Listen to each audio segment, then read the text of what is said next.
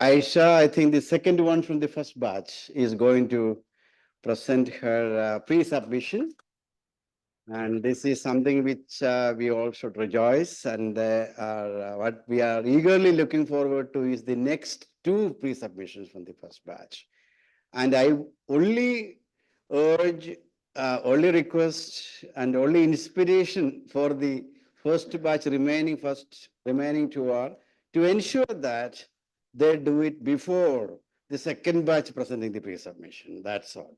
I hope they are here and they take my wish seriously. And that is also a message to the second batch to hasten.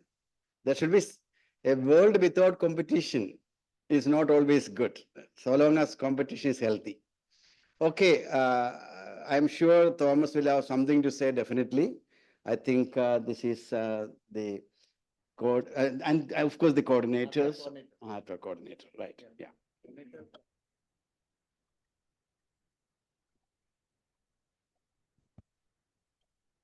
A very warm welcome to all of you to this prestigious event. Today, we are going to have the second PhD pre-submission seminar of Aisha Ibrahim Mohammed. She is going to present her topic, Regulatory Framework of Direct Selling in India, with a specific emphasis on Kerala. So we are going to have the presentation and followed by discussion. And before that, I hand over to Thomas sir for a few words.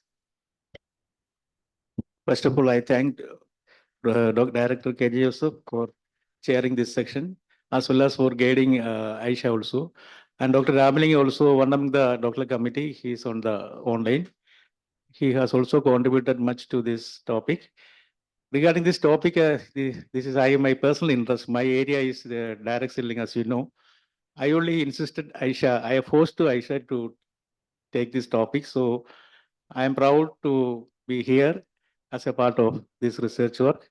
Actually, the title itself is a regulatory framework. Why it is regulatory framework means this is not only a research problem, it is an industry problem. So what is direct selling industry is facing is no, so many illicit businesses going on in between. There are so many unfair trade practices are going on. So till 2021, there was a lot of illicit transactions in between. And another thing by selecting this topic is this is an important economic activity. We cannot rule out this activity. So many employment opportunities, as well as it is a transparent mechanism for providing taxation to the state exchequer as well as the central government. So this trade is a transparent trade. The only thing, only vacuum is this industry needs a regulatory framework in which Aisha is having some work.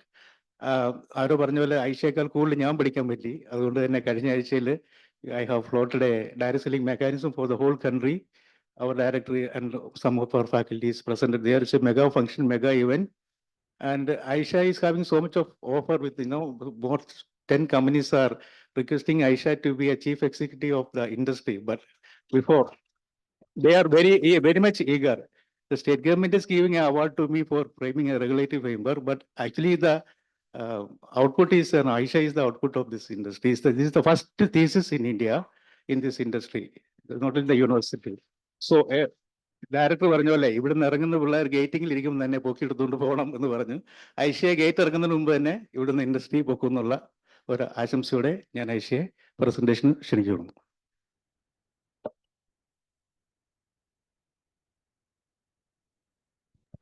Over to you, Aisha. Okay, good morning to, am I audible? Yeah, you are audible. Okay, good morning to one and all. I would like to do the presentation. So let me share the slide with you all.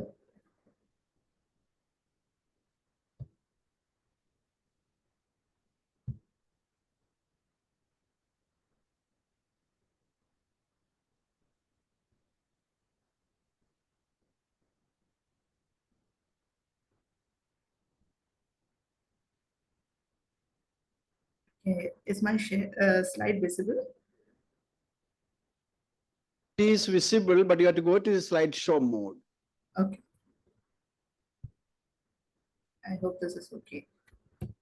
Yeah, now it is done.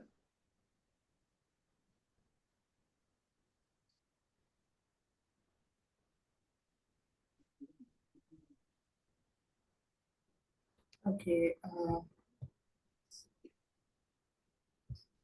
Okay. Good morning to one and all. I'm Aisha Ibrahim Mohammed, working under the supervision of Dr. Thomas Joseph Thupuri, and I would like to make my presentation of my PhD thesis entitled Regulatory Framework of Direct Selling in India, a Study of Kerala Experience. The presentation, okay, the presentation outline is as follows. We have the introduction and the background, industry overview, literature review and research gaps, research objectives, chapter discussion, key findings, and policy implication. Now, we as consumers resort to various goods and services in order to satisfy our basic needs and wants. Very often, a retailer comes into the picture in order to satisfy our needs and wants through goods and services. The retailer provides a link between the producer and the final consumer and helps in the economic growth of the nation through providing goods and services. The retail sector's contribution to growth in the form of consumer spending, distribution of goods and services, employment, competition, and innovation. India's retail sector is one of the top 5 retail markets in the world, contributing to around 10% in GDP and 8% in workforce.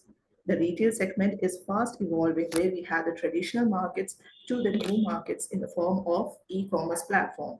In this context, direct selling is a non-store retailing component that is devoid of any physical retail stores. So we would look into what is direct selling. Direct selling is a face-to-face selling away from a fixed retail location, which is done by authorized salesperson, which are the direct sellers who do the sales on behalf of the company.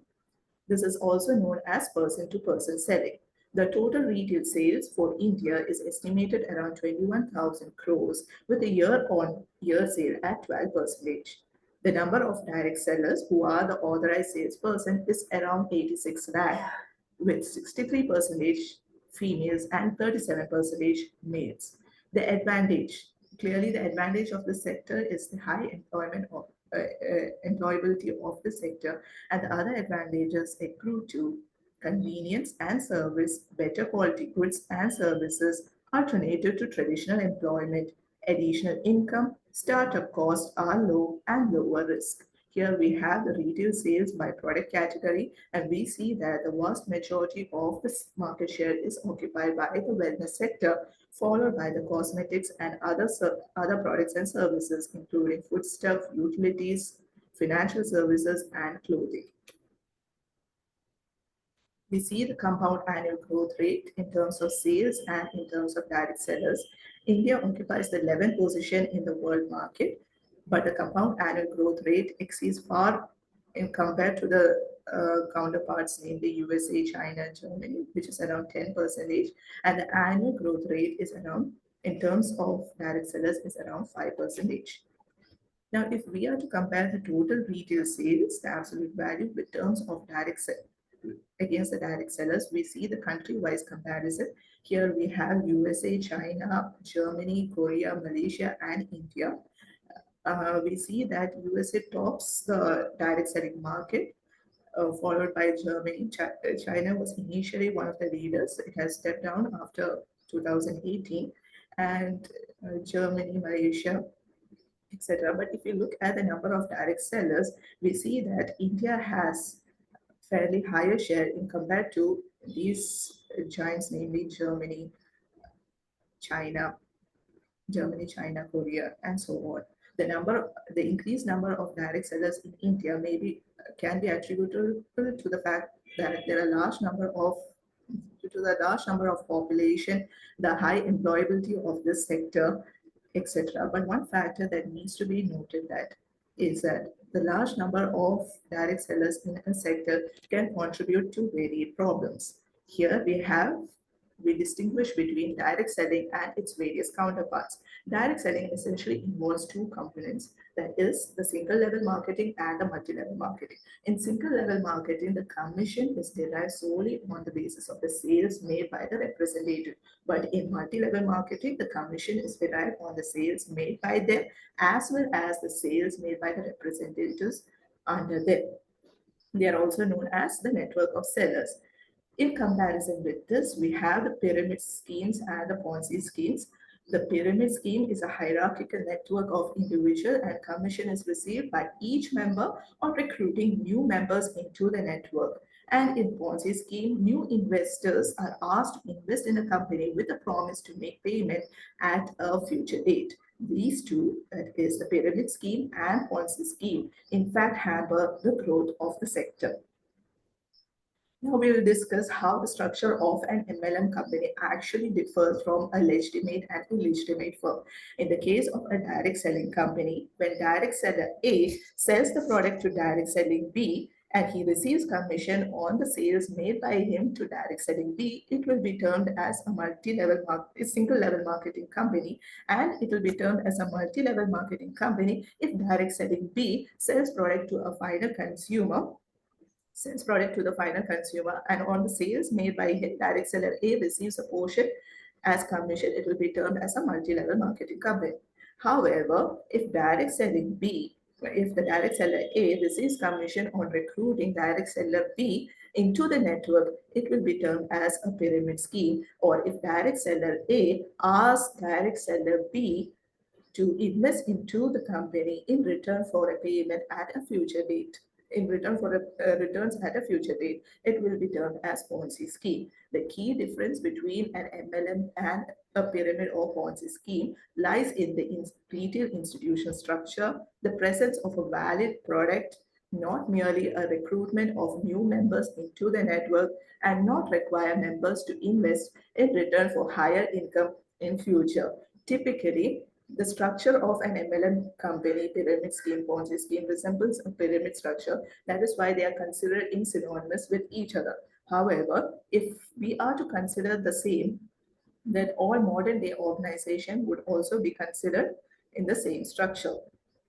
So to combat this, government has come forward with various regulations, and we have the central guidelines, which was the first all India guidelines enacted specific to direct selling. Kerala guidelines came in the year 2018, and we have consumer protection direct selling rules in the year 2021. Earlier, in the absence of any regulation, all the direct selling entities, pyramid scheme, Ponzi scheme were being referred under Price Chits Money Circulation Scheme Planning Act. And the relevance of our study with respect to Kerala lies in the fact that it was one of the first states in India to enact a regulation specific to direct selling. Now, we see that the potential threat, these newspaper clippings highlight the potential threat posed by the direct selling sector to the vulnerable sections of the population. It is through either pyramid scheme or Ponzi, hidden pyramid scheme or Ponzi scheme. Naturally, what motivated us is that there is no clear demarcation between an MLM, pyramid, and Ponzi Aisha, scheme. can I stop you for a minute? Yes. How many from the current batch are here? Fresh batch, how many of you are here? Please stand up. Anyone is missing? Only one person is missing. Where are the others? Two are on leave. Huh? Two are on leave then. Huh? Yes? Sick. Okay. Yeah, please continue. But these are important things which I would like all the batch to be here. Okay, please. Please continue. Thanks, Albert. Okay, the motivation for our study lies in that there is no clear demarcation between an MLM, pyramid, and Ponzi scheme. And in India, the problem is more pertinent where the population is huge. Aisha, just raise your voice, not properly audible. And in India, the problem is more huge, where India faces a huge population with lower financial literacy and large number of people falling below the poverty line. These vulnerable sections of the population fall susceptible to such get-rich-quick schemes and lose their livelihood savings. This poses a threat to the financial security of the individual, which leads in dissatisfaction with the system, that is our regulatory system. Confidence and trust is lost, loss of tax revenue, which in fact have hinders the development of the nation. The impact of the economic crime is very difficult to estimate. However, as per Strategy India, an independent organization, states that there are around 4,626 scams operating in India as of today, which which work under the banner of direct selling. So, natural question arises how effective the regulation has been in protecting the interests of its key stakeholders. For that, we review the existing literature. We divide the literature into the functionality of direct selling enterprises. Much of the literature is concentrated on how direct selling has evolved under the socio-economic conditions and how technological advancements have in fact contributed to the growth of the sector, and what is the potential of direct selling in the Indian market, and how it has contributed to the growth of the sector. The legal aspects, that is the regulation of the direct selling enterprises, there's a vast amount of literature which states that the legitimacy and the ethical concerns of direct selling how they are addressed, the MLM versus pyramid and Ponzi schemes, the negative perception of direct selling, there are motivation and experience of direct selling with joining when joining with direct selling, that is the reason for joining an MLM, compensation structure and retention, ethical concerns and exploitation, and the studies on the regulation of the direct selling enterprise with specific context to India. Here we learn about the regulatory challenges and the market behavior and consumer perceptions. From the existing review of literature, we find that there is a lack of literature regarding, though it has highlighted various aspects of regulation. As such, the regulatory framework or the regulatory aspects of direct selling in India has not been addressed in much of the literature. Here we look into the performance of the direct selling enterprises. Here, majority of the literature highlight the performance of direct selling agents and not the direct selling enterprises. So here, gap lies in how the performance of the direct selling enterprises has been overlooked upon. So the identified research gaps include the lack of studies on the regulatory impact in direct selling, most focus on the lack of regulation in the sector and the negative perception. The stakeholder perception on regulation are underexplored. Consumers and direct sellers' experiences need quantitative validation, limited empirical research on post-regulation firm performance, no detailed study on how rules affect profitability. Now we go into the theoretical framework. Now, why is regulation needed in the first place? This is due to the complexity of the business. The complex nature of the direct selling, which is far beyond the comprehension of an average man, requires the intervention of the state. Otherwise, it would lead to market failure in the form of information asymmetries, creating the risk of fraud, wherein the producers have far more information about the potential product as compared to the consumers, which this risk of frauds lead to legal uncertainties. And in the case of India, the difficulty in distinguishing MLMs from scam is more prominent. But when when legal uncertainties lead to disorder in the form of court cases arises, there is a rise in the regulatory gap or market failure for which the state should intervene. The state intervention in the form of regulation is required to instill positive behavior, which will lead in positive outcome. But for regulation to be instilled, it should be effective also, not detrimental to cost or burdensome, and foster competitiveness and entrepreneurship. The key regulatory theories in this area are the public interest theory, interest group theory, and the institutional theory. In public interest theory, the regulation is kept with a view to protect the interest of the general public, protect the interest of the general public. In the interest group theory, specific interests of various stakeholders, specifically the direct selling entities, the direct sellers, are being catered into. And in institutional view, they reject the initial theories and state that an institutional architecture is required for the amalgamation of varied interests such that all the behaviors can be coordinated in order to achieve the objectives for which it has been laid for. Now, the analytical framework, we refer to the regulatory effectiveness assessment model derived from the regulatory impact assessment model. a regulatory impact assessment model wherein it is used only for measuring the policy effectiveness. It is a systematic, it refers to asking systematic questions of what are the deficiencies in the regulation, how the regulation has been addressed and catered to the needs of various sections of the population. We use ex ante and ex post, which is used before to identify the regulatory gaps and used after the implementation to assess regulatory effectiveness. Here, the main key component of a regulatory effectiveness assessment is to understand whether it has a twin objective of protecting the consumer's interest as well as compacting the cost, the resulting cost, such that it does not affect the firm's profitability. So what implication it has for the direct selling sector, strengthening enforcement and market trust, aligning regulation without compromising market outcomes. Therefore, the key research questions for our thesis, which has been derived as to what extent the legal and regulatory complexities impact the direct selling industry in India before the implementation of the Consumer Protection Direct Selling Rules 2021. Second one, how far the Consumer Protection Direct Selling Rules 2021 have been effective in addressing the stakeholders' concerns in Kerala. How does regulation affect the performance of the direct selling entities in Kerala?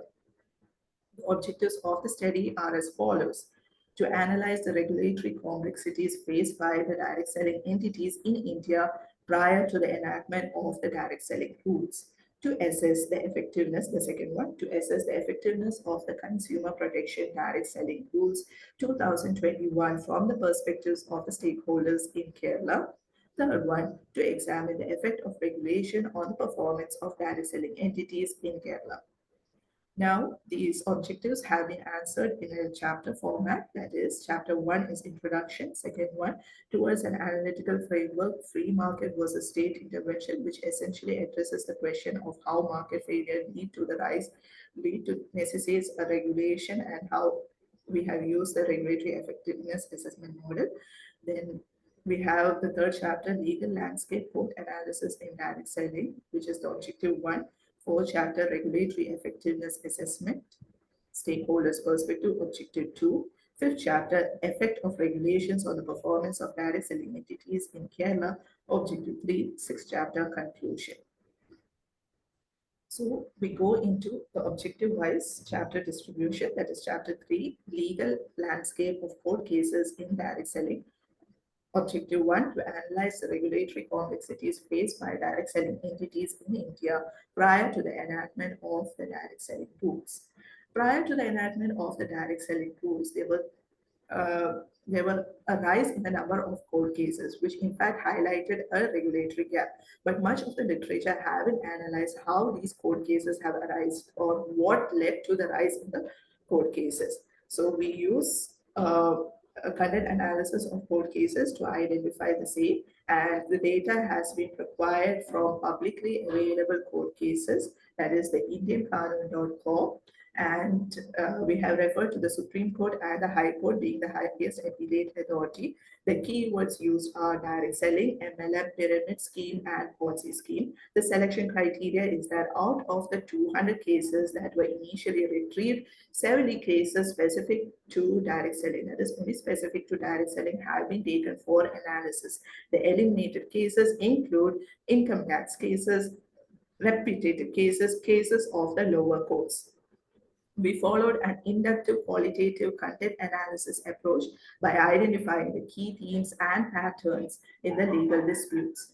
5. Key themes and patterns in each of the legal documents, that is, our court cases, were identified, were codified, and brought into certain categories using the inductive qualitative content analysis approach.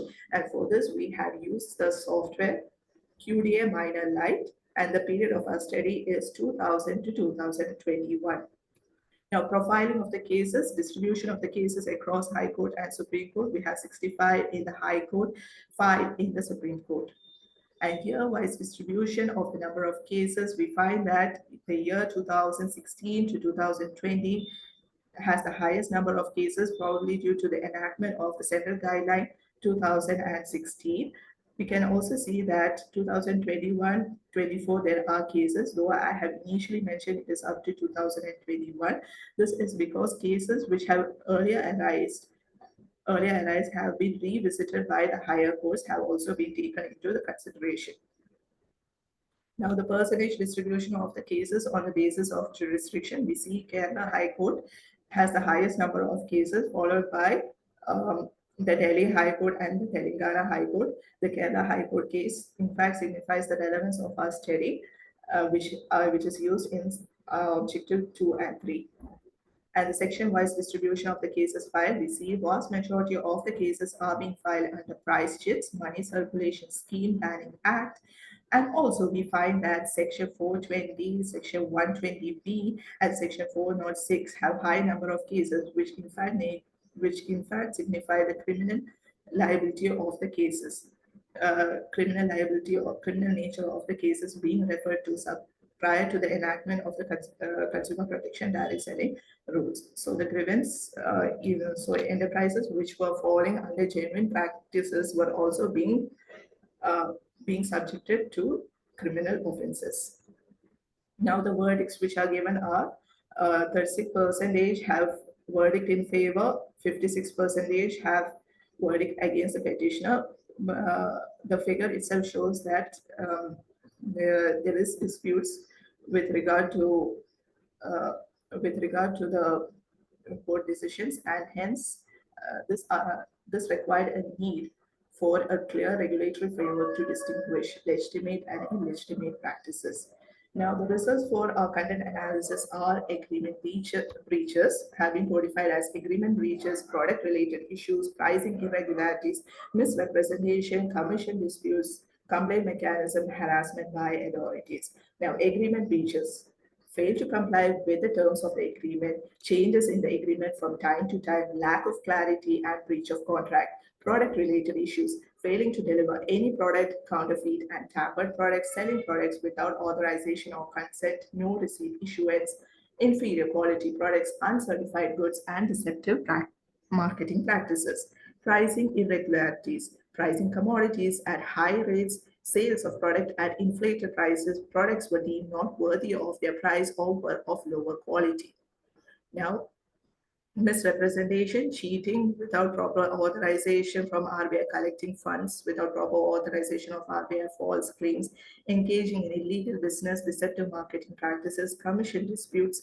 Commission disputes are in fact the basis in which it categorized between a pyramid and Ponzi scheme.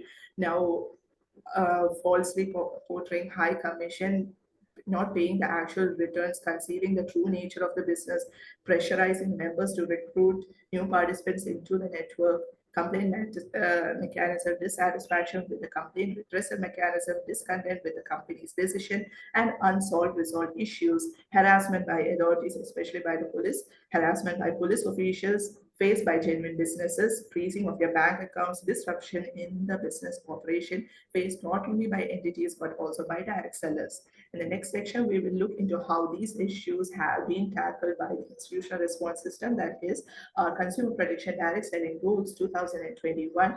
It clearly mandates enforceable agreement period with a written cooling off period, ensures product quality, proper packaging, and transparent communication with pricing, transparency in pricing, refund policies, consumer information is required. Misrepresentation prohibits mis-selling, misleading claims, and unethical conduct. Commission disputes bans commission for non-licensed products, ensuring legitimate operations. Complaint redressal mechanisms are mandatory with refined guidelines. Harassment by authorities, clearer legal framework reducing discretionary actions by enforcement agencies. Now, the main takeaway from our chapter is that prior to the enactment of the regulation, there were regulatory gaps. Though the cases were being referred under PCMCS Banning Act earlier, the major issues for which these cases were being referred to were agreement breaches, product-related issues, pricing irregularities, misrepresentation, commission disputes, complaint mechanism, harassments by the authorities. So having identified the issues which were pertinent to the sector, we will look into how the Consumer Protection Direct Selling Rules 2021 have catered into these issues.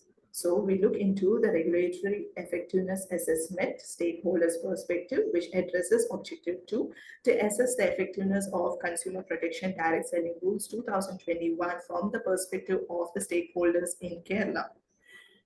From the perspective of stakeholders in Kerala, we can recall that we have used the regulatory effectiveness assessment from the regulatory impact assessment model. We use a stakeholders perspective where stakeholders are the consumers and the direct sellers. Here we essentially look into just by having regulation, it cannot ensure the protection of the key stakeholders' interest. In order for regulation to be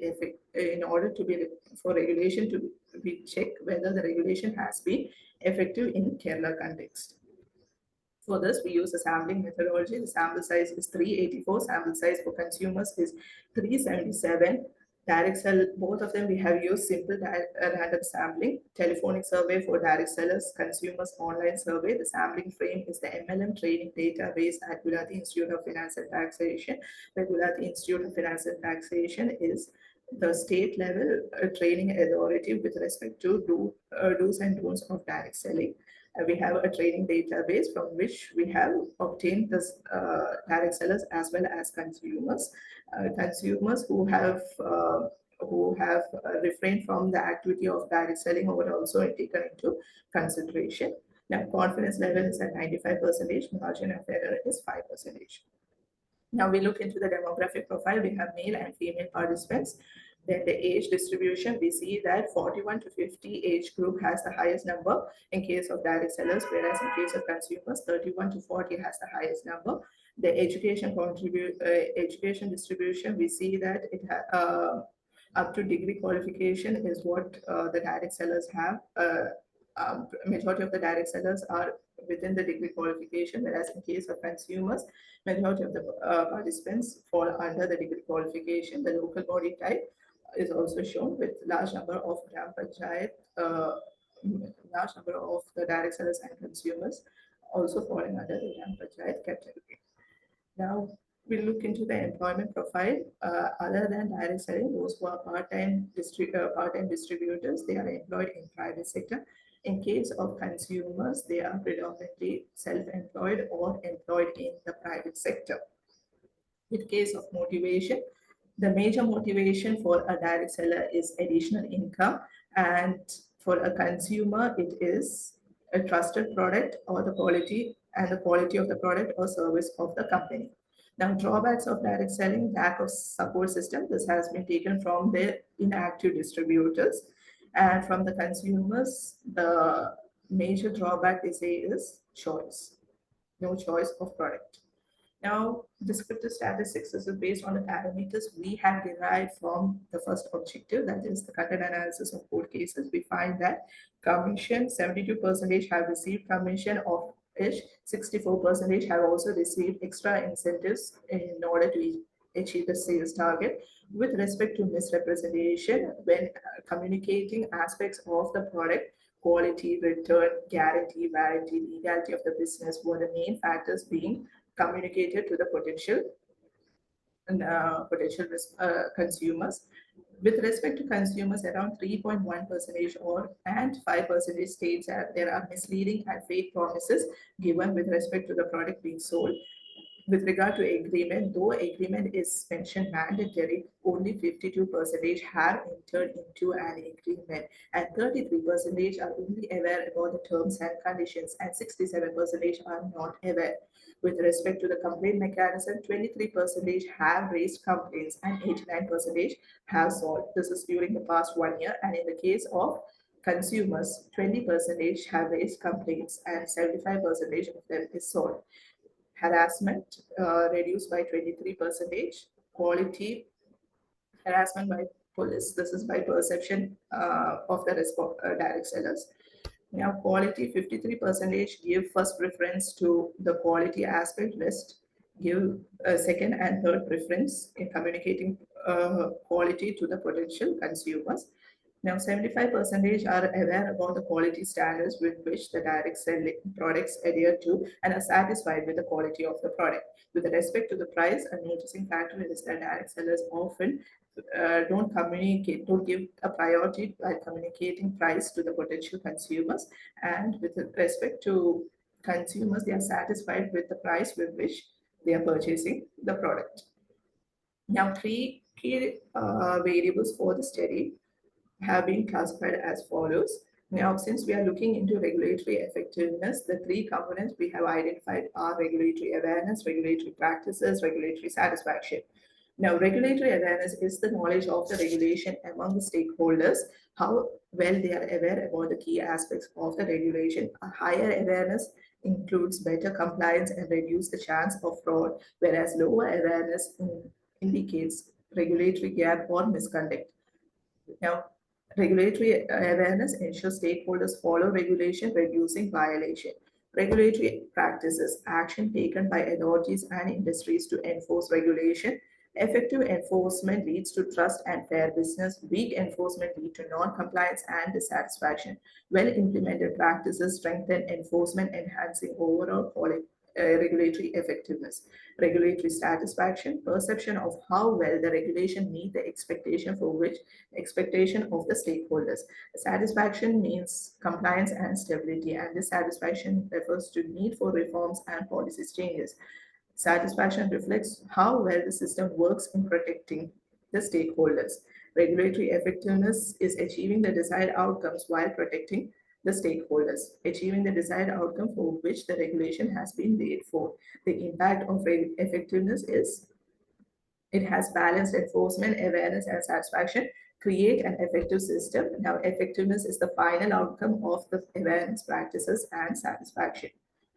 Using these key variables, we address the objective, and here we look into the regulatory effectiveness of direct sellers, how well regulation has been effective with regard to satisfaction level before the enactment of the regulation and after the enactment of the regulation. This is as per the pair t-test result. We have a mean difference of 0.337, t-value 2.748, and it is significant at 5%. Therefore, the conclusion is that regulation has had a more statistically significant impact on the satisfaction level, indicating a notable shift post-regulation. We use a chi-square test of association to distinguish between the categorical variables, that is the direct seller characteristics, and the regulatory effectiveness variables, that is the regulatory awareness practices and satisfaction. We find that only the company with which it is associated it has no significance, rest all are significant. And with respect to gender, regulatory practices and satisfaction, and respect to being a full-time or part-time, also shows no significance. With regard to we have done the same exercise with regard to the regulatory effectiveness and consumer characteristics. We find that gender and regulatory practices practiced in retail outlets for purchase frequency along with the direct sellers and the employment and mainly gender, we have seen that there is no significant association. And here we can note that regulatory practices has been divided into the retail outlet, third-party website, direct seller, and company website, depending on whether the consumer is purchasing from varied retail outlets. That is how we have classified the retail regulatory practices. That is how far the regulation has been put into practice.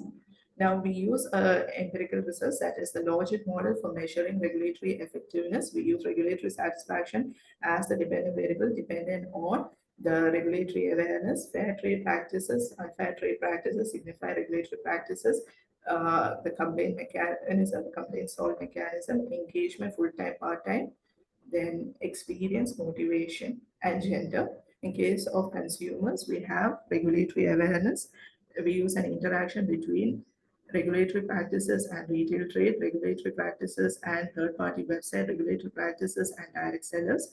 Then we have complaints solved, age of the firm, age of the consumers, the gender, the income, and the years. Now, these are the results. Direct sellers engaging in fair trade practices have 1.54 times odds of being satisfied with the regulation. Now, unfair trade practices reduce satisfaction with odds dropping to 0.46 times compared to those who don't engage in such practices. Awareness negatively impacts satisfaction. Those who are aware have negative odds of being satisfied compared to those who are not aware. Income received significantly influences satisfaction, increasing the odds by 2.14 times. Motivation is a strong predictor, with high motivated sellers being 1.53 times more likely to be satisfied.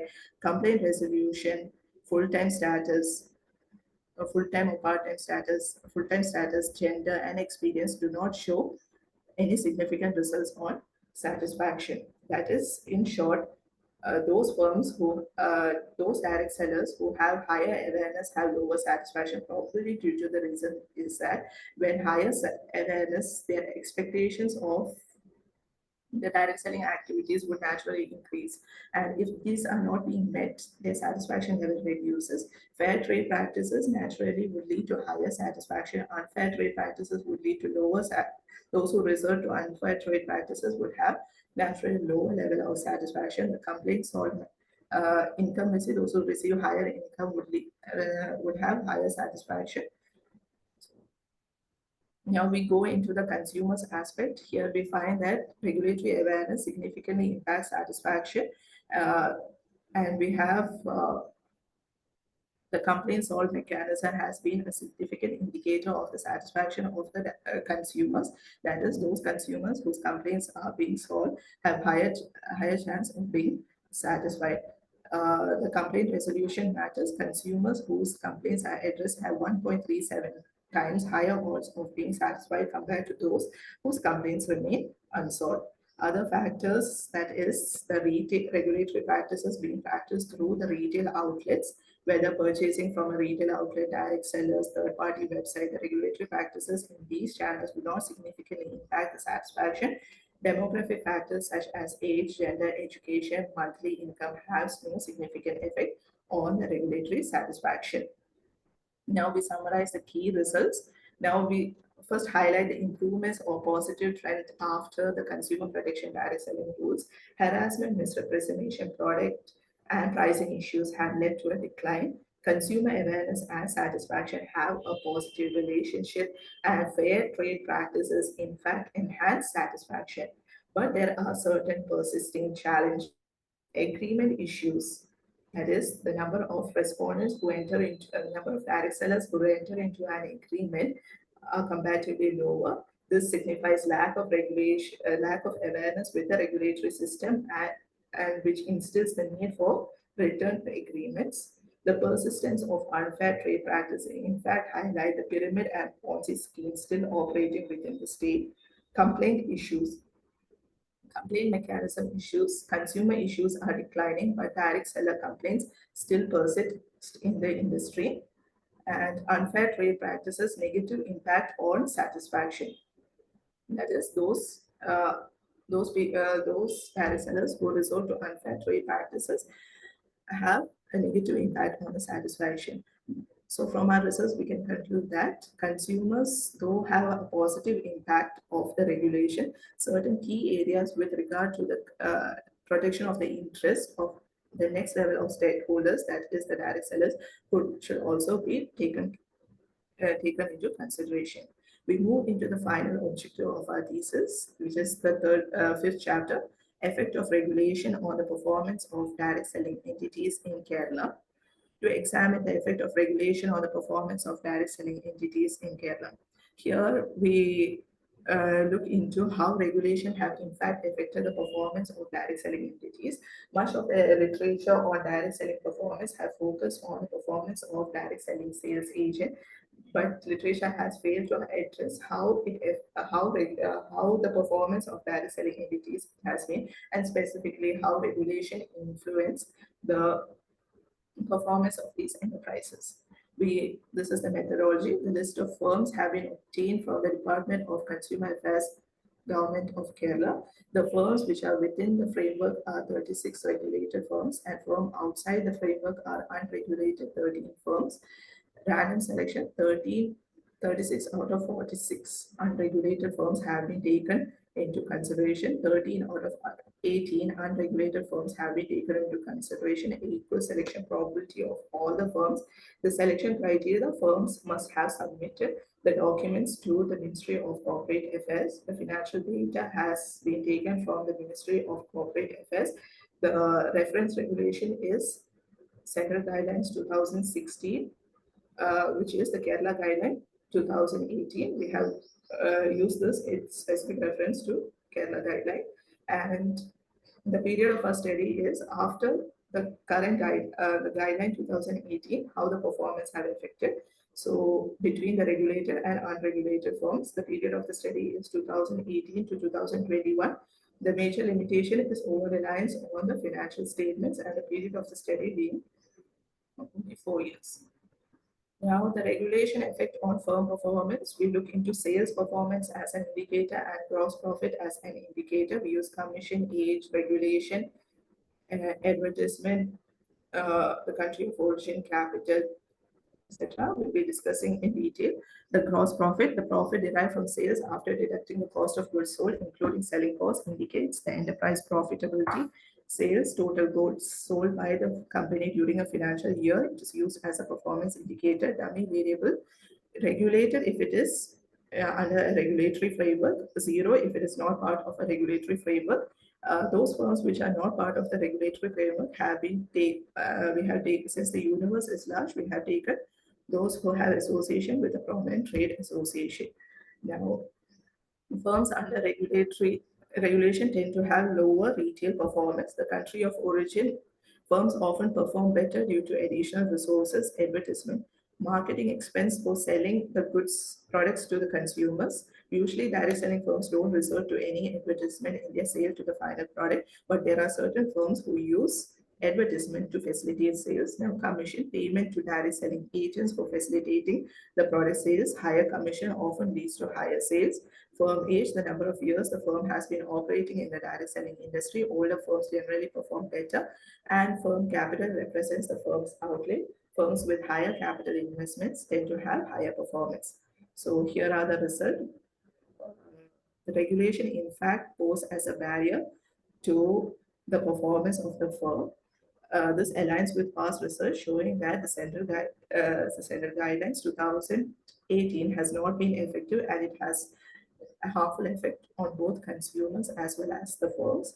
The advertising impact: higher advertisement in fact leads to higher sales and gross profit. Commission effect: higher commission drive both sales and profit growth.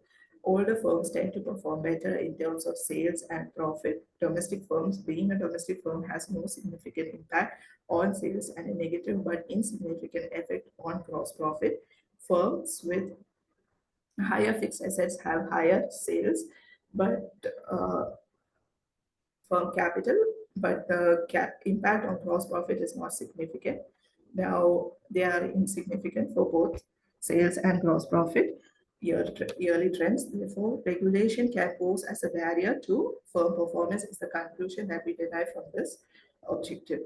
Now, the major findings of our thesis are as follows. We have identified the causes of dispute, that is, in case of direct sellers, commission-related misrepresentation, agreement breaches, complaint mechanism, harassment by authorities, product quality, pricing were the major issues for the direct sellers. And in case of consumers, misrepresentation, product quality, complaint mechanism, and pricing were the major issues. Now, the impact of consumer protection on direct selling rules 2021.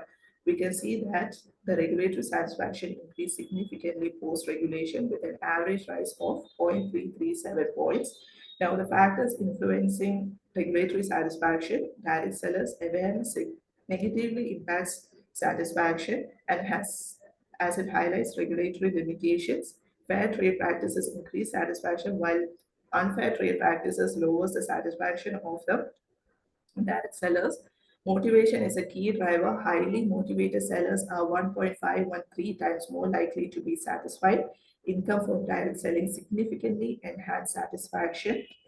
And in case of consumers, regulatory awareness and satisfaction show a positive trend. Complaint resolution, in fact, have uh, as the complaints are solved, the regulatory satisfaction of the consumers are also higher. The purchase mode has no significant impact. Demographic factors also does not have any significant impact. Now, the regulatory effectiveness and consumer characteristic, except for purchase frequency and the gender, all consumer characteristics are strongly associated with regulatory effectiveness variables, regulatory awareness, satisfaction, and practices. Now, the final regulation and direct selling for profitability. Regulation negatively affects profitability as confirmed by the panel FE model. Now, the policy implication. The lack of a regulatory framework, in fact, highlighted pertinent issues which led to the rise in the court cases. Now we have the Consumer Protection Direct Selling Rules 2021 were in fact the laws which have been enacted by the center. But there were certain issues, but our analysis has shown that there were certain issues and our policy recommendations are persistent unfair trade practices. Direct sellers continue to face unfair practices requiring stricter enforcement, consumer awareness and satisfaction.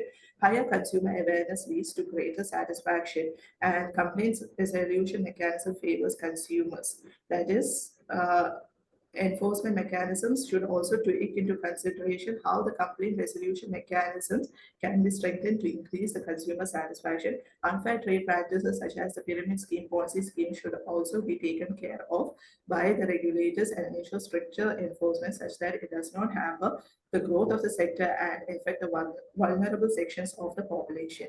Now, from an industry perspective, formal enforcement of agreement is essential and mandatory.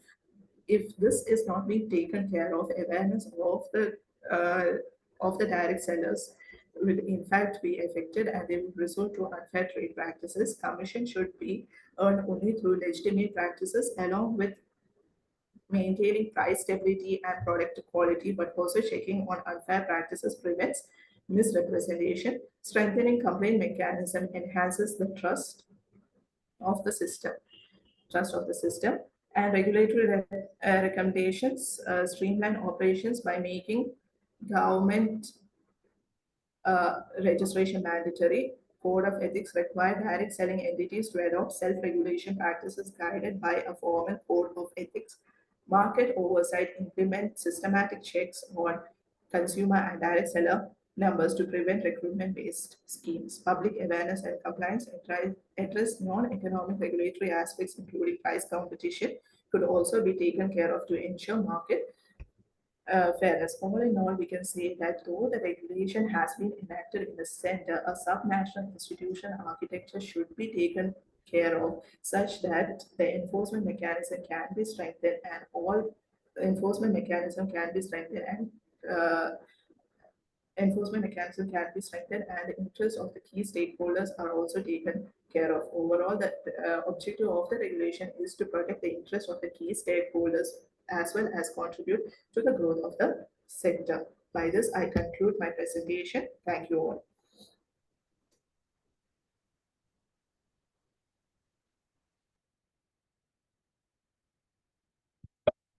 Yeah, thank you, Aisha. Yeah, go ahead.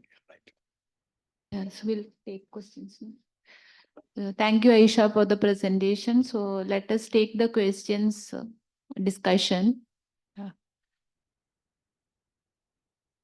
The online and offline participants.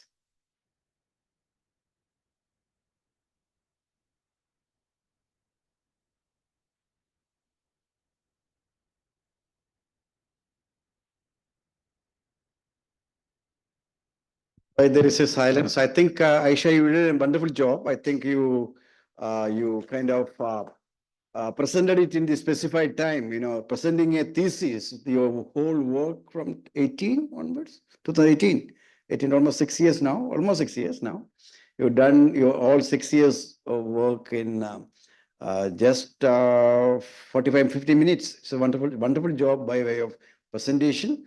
And I thought you will spend at least 5 minutes. Any PhD scholar should spend at least 5 minutes by way of, telling the authors the journey that they took. This pre-submission is not just a mechanical presentation of the thesis. There is life much more juicy life to kind of appreciate or criticize you. You have to tell the readers how you have traveled. What are the kind of difficulties that you have encountered, how you have overcome. And these are very important. Now, so that, the discussion will be little bit more engaged ones. Otherwise, it will become, but that is also important because I am sure your reviewer will not be looking at your difficulty. You will be business.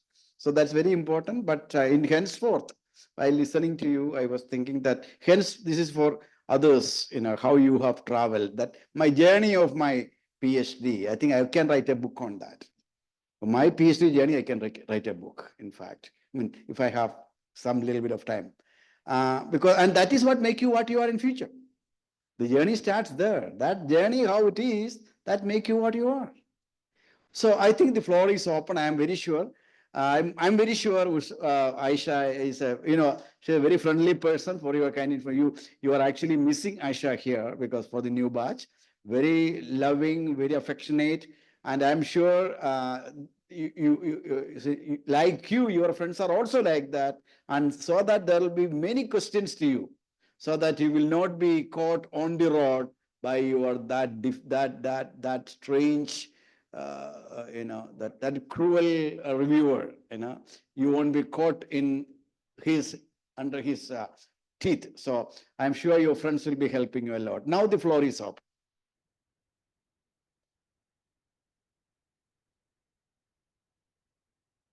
You can always start. You should be the most friendly person. Aisha, I have few clarification required. One is regarding the descriptive statistics. You have mentioned harassment reduced by 23%. So, are you comparing it after the regulation, or how come it has reduced from where? Like, uh, is it from the regulation side, or I didn't get you maybe.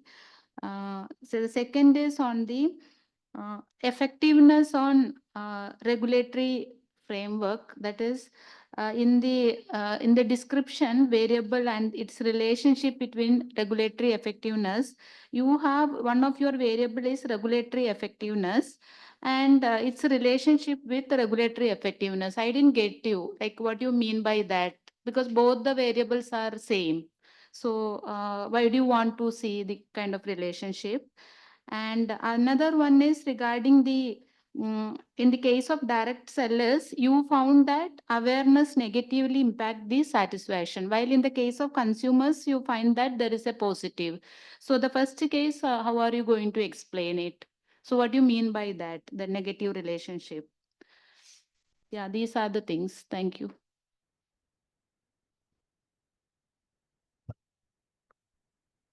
Hello. You can gather a few more questions and answer them. Get answer. Hello, Aisha. Yes, First of ma'am. all, congrats. It's a very nice presentation. Anyway, you completed the thesis. It's a great thing. See, I have some clarifications and also some questions also. Regarding your objectives, no, in your two objectives, you are concentrated on Kerala case. But in the presentation, I haven't seen specific to what is the position in Kerala and how there are 70 cases you selected, and after the regulation, what is their position, whether they improved those things. No, I haven't seen, because two objectives related to Kerala specific case. And another thing is that regarding this cases, you have mentioned the main high number of cases came in PCMCS section 420 and section 406. So you should explain what are the, what that section specifically means and how it impacting the whole industry. That also is an important thing. And this 70 cases, how much cases solve their issue after the regulation. That also is an important thing to look into. And one point you mentioned that 72.39% are females. So I don't know. I think a little more clarification is needed because the employment generation, the females are more working in this thing, or is there any issue they are facing like that? I think a little more gender specific things also have to include. And another thing is, you mentioned that direct seller complaints still persist. That means after the regulation also, there is not much changes happened, or no, I didn't get that. No, I think a little more clarification needed in that. And the further employment scope of this direct selling also, I think you have to mention, especially regarding Kerala. No, how much or any tax benefit to states, no, if there any quantification or anything of that sort, and any other government intervention is needed for streamlining this. Only this regulation is necessary, or any other further involvement in the case of Kerala is needed. These are the things. No, I just okay. Thank you. Thank you.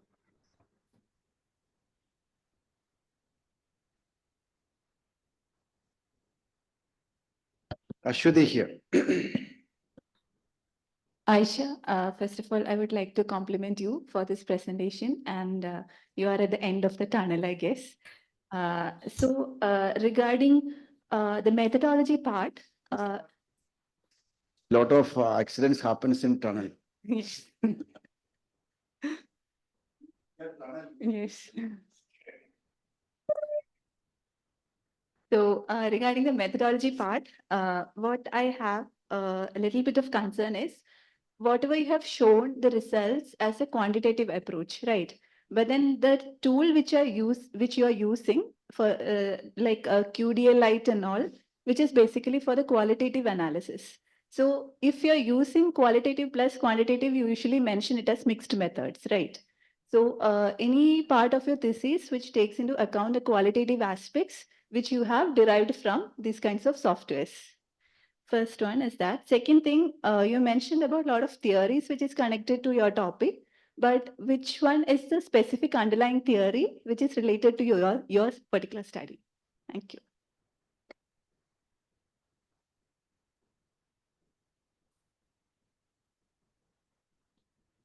Three questions are the ideal one to start with. Already we got three, no? Yeah, three. Yeah, that's it. Three is a good number to start with. You can respond. Okay, with regard to how far regulation has addressed Sumalita ma'am's question, how far, firstly, I would like to thank all Sumalita ma'am, Anita ma'am, and Ashwini ma'am for the questions. Sumalita ma'am's question, how far regulation has addressed the harassment issues. Now, we have done a perception. We have asked the direct sellers how far harassment, are they facing harassment after the regulation and before the regulation? Likewise, we have quantified it. That is how we have addressed the harassment issues. Now, with regard to regulatory effectiveness, there is no connection between, there is no cross connection between regulatory effectiveness and this one. It is just regulatory effectiveness is a summation of regulatory awareness, regulatory practices, and regulatory satisfaction. The table is used to highlight the relationship between these three variables. Now, a negative relationship between awareness and satisfaction. Actually, the satisfaction awareness, we have used expectancy discontinuity paradigm, in which higher the awareness level, their expectation will increase.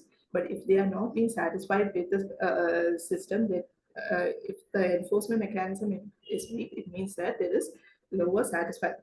This will lead to lower satisfaction with the system. This is how we have found out the negative relationship. With specific to direct sellers, since these direct sellers are not entered into an agreement wherein it mandates clearly the rules to be laid down. So they should be aware about the rules and rules that are laid down in the agreement procedure. As they are not aware of this, naturally their satisfaction would significantly differ. They are not aware of their rights. That is how we get a negative relationship. With regard to Anita ma'am's question, Kerala has two, okay, we have in our objectives, there are two objectives specific to Kerala. We have taken Kerala because Kerala is the state first to enact the regulation, and with regard to the demographic profile, uh, there is a large number of aging population who, and we, as we have seen the product category, large number of the population use wellness products, and hence the significance of our study lies in that Kerala happens to be one of the first state to enact a regulation specific to direct selling. The first objective is initially focused on all India level, all the regulation and all the court cases with respect to their respective jurisdictions. And the second two objectives, one is a primary survey and second one is a performance. We have used Kerala as a specific context, and this can specific context of the study, how regulation influences, how regulation affect the direct selling industry with respect to Kerala. It's a specific case of the full scenario. Now, in case of direct selling, the number of female workers are more as compared to male workers, because the trend is showing a higher increase, because the ease of work being part-time would enable the direct being usually housewives, those who have those women who want to earn additional income would often resort to direct selling ventures, and usually the products fall into the category of wellness cosmetic products. So women are more working in this sector. And with regard to direct seller complaints still operates in the sector. And this is one of the key findings that we have identified in this study. Though consumers' complaints have been addressed, direct sellers' complaints are still uh, going on. With regard to government intervention, regulation is in fact the government intervention in the form of regulation will help in correcting the behavior of the individuals such that they don't they don't fall into fraudulent activities such as the pyramid and Ponzi scheme. Other government interventions usually not looked into, but still I will take that into consideration if other interventions can be incorporated as policy recommendations. With regard to Ashwini ma'am's methodology, yes, we have used a mixed methodology. For the first objective, we have used a qualitative, inductive qualitative approach, and for the second and third, using the constructs developed from the first objective, we have done the second objective's field survey, which is then which we have then quantified, and the objective is purely quantitative in nature. Theories, yeah, I have mentioned that there are three theories. We say that we are using the institutional theory in determining the institutional architecture of the direct selling industry.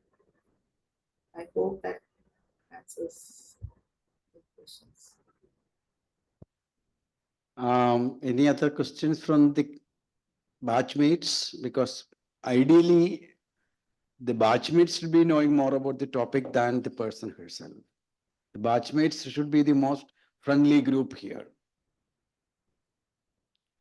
Friendliness ഒന്നും ഇല്ലേ ലക്ഷ്മി? ലക്ഷ്മി മാത്രമേ ഉള്ളൂ. Where is Ashwati? Ashwati is remaining healthy. Ashwati ഇല്ലേ? Whether Ashwati is there? No. Okay. Yeah. I think Ramalingam. There Yes, are sir. Yes, sir. participants, and you are all online, means you are the most important people, you are most friendly people, you will be giving feedback. Otherwise, you have other things to do. Surely, sir. Yes. See, as per your what a strong instruction, I am supposed to help Aisha. So I should be in the receiving end, just like Aisha, to correct her thesis appropriately along with Thomas. So I reserve from asking any questions to Aisha because I have gone through some of the chapters. So I make based on the suggestions from your from the faculty members as well as from the scholars. I'll make appropriate help to Aisha in getting the things done, in submitting the thesis at the appropriate time. So I don't have any questions at this moment. You're in the receiving end. Yes, sir. Yes, sir. No, that is what is your instruction.